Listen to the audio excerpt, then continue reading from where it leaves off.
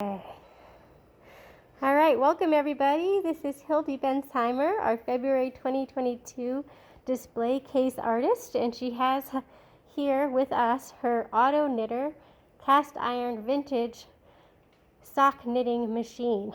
Take it away, Hilde. Okay, so I already have one sock on the machine, and then so it's already set up to go, and then in between each sock I put a piece of cotton, just crochet cotton, and then I can just keep going without having to reset the machine. So the first thing I need to do is change this. The long needles here are your knitting needles. The short ones that come out here do the purl stitches.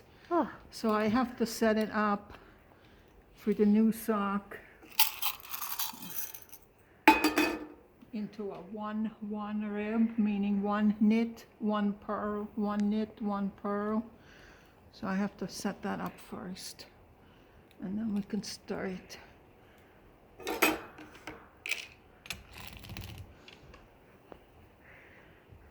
And every time it goes around, it's one row of knitting, so it's really quick.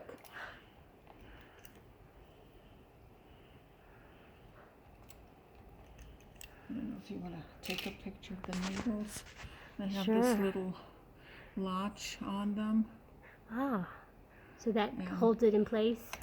Well, that does, yeah, it does the knitting part of it.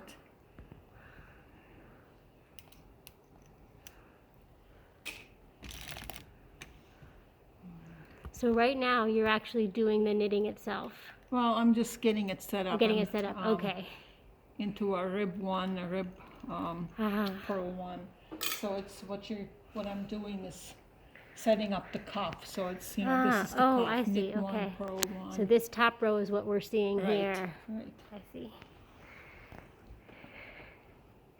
And how long have you been doing this? Gosh, over 25 years. That's amazing. I bought the machine from someone in St. Albans, and he taught me how to knit. And the first thing he had me do was take the whole machine apart, and then he said, put it back together again. Because, you know, you do have to take it apart and clean it and oil it. And Yeah, I can't imagine there are a lot of auto knitter fix-it shops around these days. This is, everything is everything.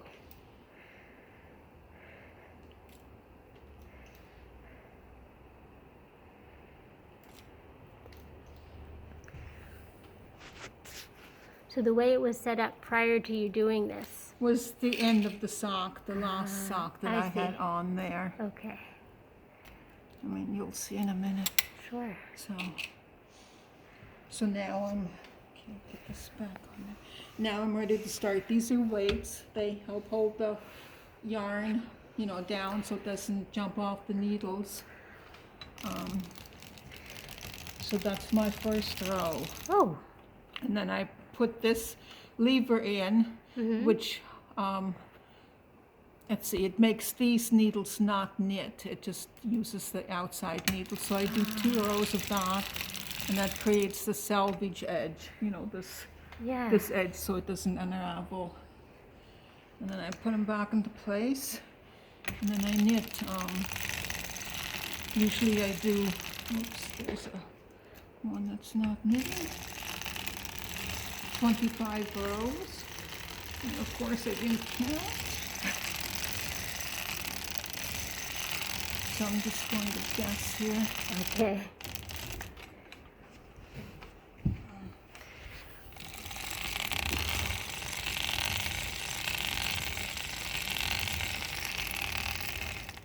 So yeah, each turn makes one row of knitting.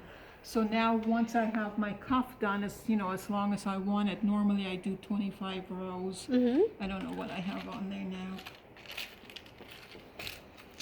I take my long needles and put it back into a, this is a spring that holds the needles on there.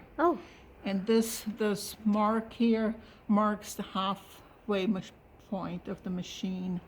Oh, that little red. Yeah, so I start right Okay. there. And then now I'm setting it into knit 3, purl 1, Aha. knit 3. So I have to go around and do this again. This is actually the most Yeah, you can't miss on your time-consuming counting. part. Exactly. This one.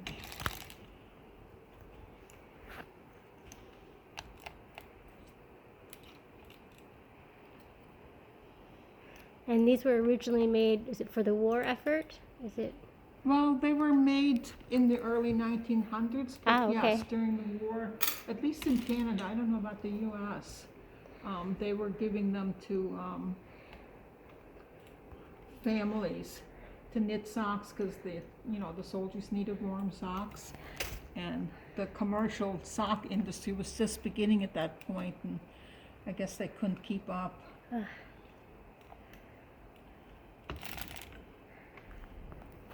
And they would give them a pound of wool, which would make 5 pairs of socks.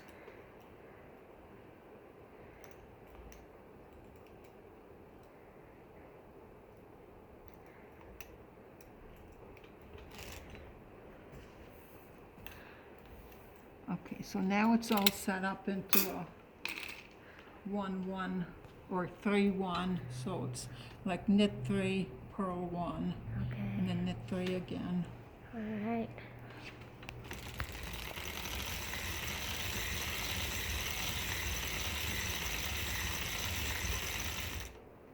And I do hold some, have some tension on here.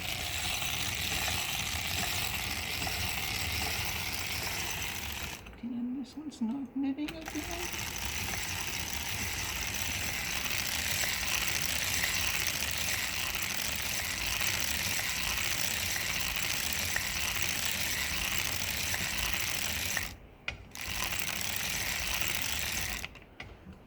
So that's 30 rows right there.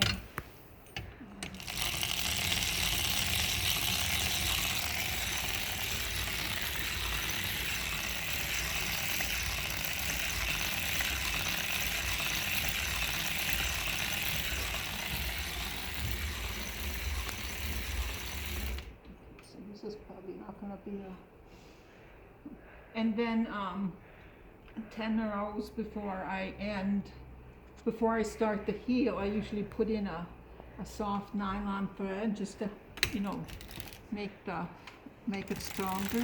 Ah.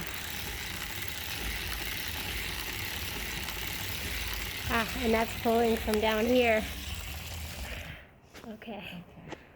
So now I'm ready to start the heel. So I'll only be working on half of the stitches. Mm-hmm. These stitches will be put out of commission for now, and then I'll be working on this, this Yes.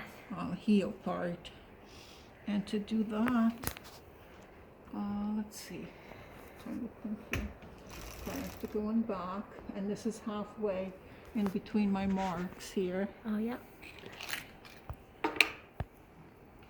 That's one of the marks right there. And I have to take all the purl needles out, the short needles on the front part.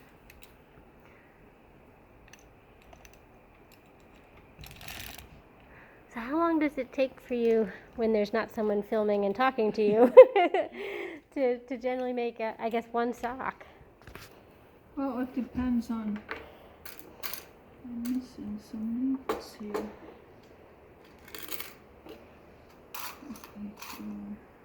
Oh, I brought some extras. Ah, Okay, let's listen to the knitting. 20 minutes to half an hour for one sock, depending on whether the machine is working properly or not. And, there's a number of adjustments that have to be, like you noticed here, I was... yes, moving one in. Yeah, one of the stitches was not working there. So now, okay. So now I take half of them, Ah. and by putting them up in the air like this, they won't knit. Ah. And if you've noticed, this machine only goes in a counterclockwise Mhm. direction. So I take this peg out, and this peg allows me to, and then I have to put some extra tension on. Ah. And this peg allows me to go back and forth. And then I'll put 2 needles up, and 2 needles up there, and then 1 needle. And when I raise them up in the air, they don't knit, so I'm actually making this V shape right here. Ah. So you're reducing the number of stitches. Correct.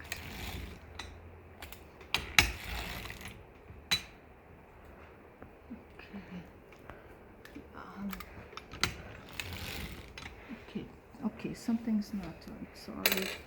There's a stitch in here that shouldn't be in here. Messing up. That's all right. I don't know what happened It's to the those complications. two needles. I don't know if I can do this now.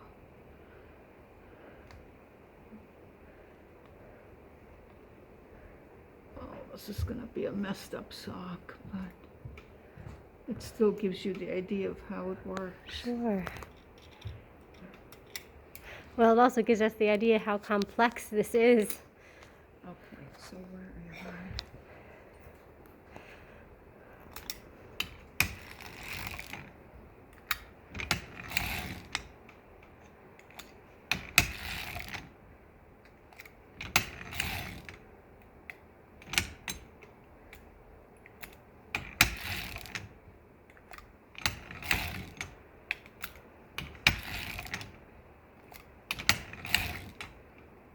So I have 2 more marks here, Oh, and that's where I stop. So we're at this point right here. okay. And then do you add those back in? Yes. Yeah. I need to move this up. This is my heel hook. I need to move it way up in here so it makes sure and pulls those down. And then I also hold it with my thumb. So now I'm putting them back into knitting position. Okay. I start with 2, oops, and I just lost them right there.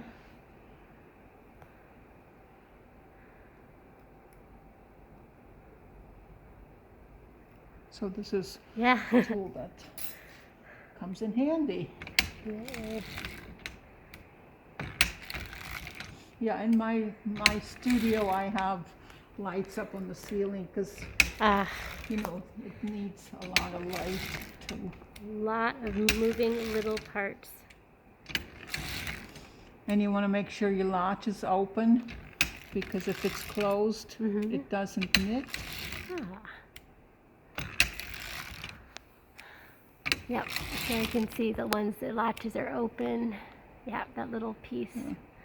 All right. So now I stop in the middle. I've finished. So I put these back into working order. And again, make sure all the latches are open.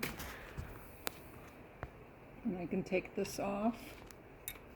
And then put my little peg in. All right. And now I'm ready to knit the foot part of the sock. You know, this part. Yep. And the amount of rows I knit depends on what size I'm making. Oh, there you go. So, I mean, I'm not going to finish the sock, That's right? fine. No, that's all right. This is great. And then once you have the length that you need, then you do the same thing for the toe. Uh-huh. And when you take it off, and you put, at the end, you put a couple of rows of cotton in, and then you start with your next sock. Uh-huh. And then when you take it, like I would, you know, cut this cotton here and pull Yep. it out. Oh, okay. And then I would end up with this. Okay. So then when you finish, this is the cotton that you cut from That's before. the top, right. And then, And then here I would need to pull Oh, this yes. cotton out yep. and pull And then- one row out. And this is the row that I use. You know, I have to stitch this together now. This is the Okay. toe. So this would ultimately go like that. That would meet Right. together. Okay. Right. Excellent. And a finished sock. And this is called the Kitchener stitch. And Oh. the way it's done, it mimics a knit row. So you actually end up with no seam at all. Oh my goodness. So it's a totally seamless sock. So there's no real edge or bump in there. Right. And I sell a lot of socks to diabetics Oh. because it doesn't have elastic in it and because it doesn't have any, you know, seams Yeah. which irritate sensitive feet.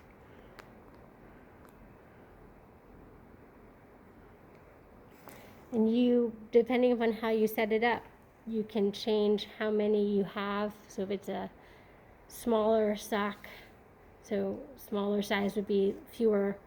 Right. Yeah. Right. So you could make it less of a. You could have right. fewer stitches in the tube Right. to make a smaller size.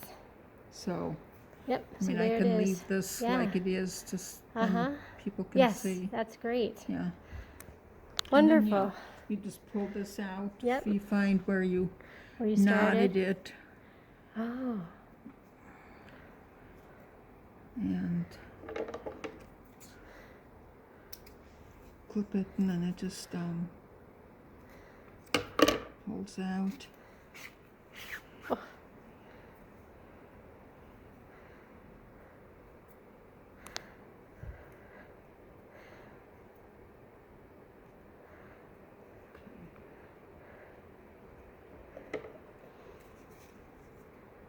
And then here you can see I dropped some stitches. Yeah. And I can fix that by just taking Uh-huh. a needle, Oh. one of these needles, and just Oh, catching it picking up. it up, and then just knitting it Knitting back it. in.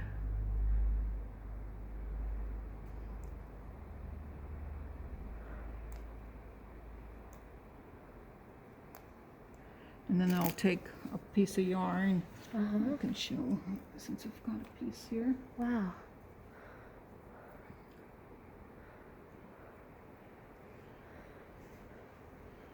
Okay, so where was it? Right here. So I'll just weave some yarn in and out here.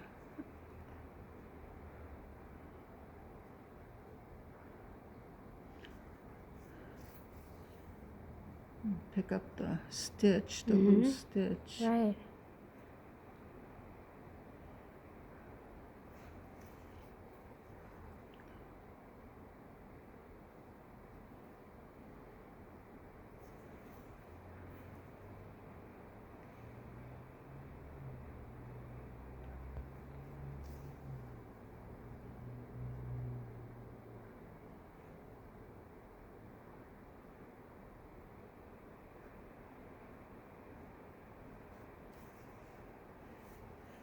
And yeah, just cut it off, and you can't, you can't tell at all. That's amazing. Wow. Well, thank you so much for this demonstration. We'll have Hilde's auto knitting machine here for the month of February. It'll be tucked in this corner, as well as some socks. And those will be for sale. 20% benefits the library. And thank you again so much. Thank you.